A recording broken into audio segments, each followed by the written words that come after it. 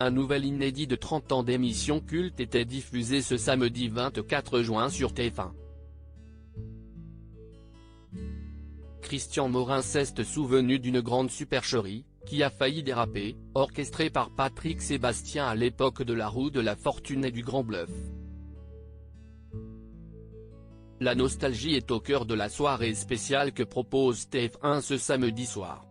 La Une offre en effet à ses téléspectateurs un voyage dans le temps les emmenant dans les archives de 30 ans d'émissions cultes. Pour ce nouveau numéro axé sur les plus grandes surprises vues à l'antenne dans Star à domicile, La Ferme Célébrité, la Star Academy, Secret Story ou même au cours du journal télévisé, les protagonistes au centre de ces séquences étaient invités à les commenter face caméra.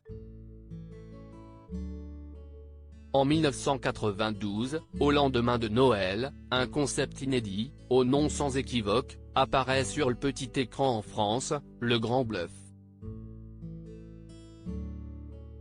Christian Morin se souvient particulièrement bien du troisième numéro animé par Patrick Sébastien sur la première chaîne.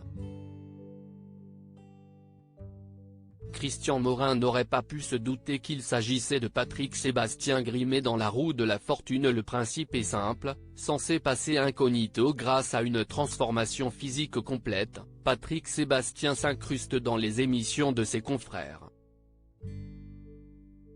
Siesti ainsi que le présentateur de la roue de la fortune rencontre un candidat bougon aux allures de bad boy.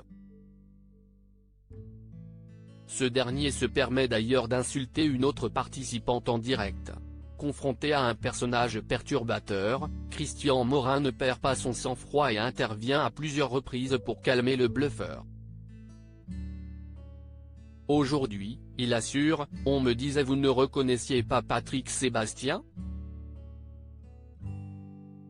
On ne pouvait pas, d'abord parce qu'on avait des candidats qui portaient des perruques, et puis on avait des candidats qui portaient quelquefois des dentiers et ça se voyait. C'était le cas de Patrick Sébastien, précise celui qui s'est retrouvé contraint à s'interposer entre le trublion et la jeune femme, faussement, prise à partie. Une supercherie qui a failli déraper prêt à se foutre en pétard, Christian Morin passe derrière le banc des candidats et tente pour la dernière fois de remettre à sa place l'homme haut en couleur.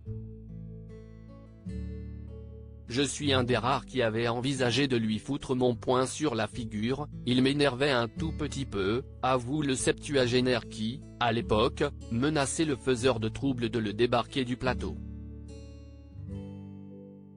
Ce dernier a donc retiré ses lunettes et prothèses dentaires pour lui prouver qu'il est en réalité Patrick Sébastien.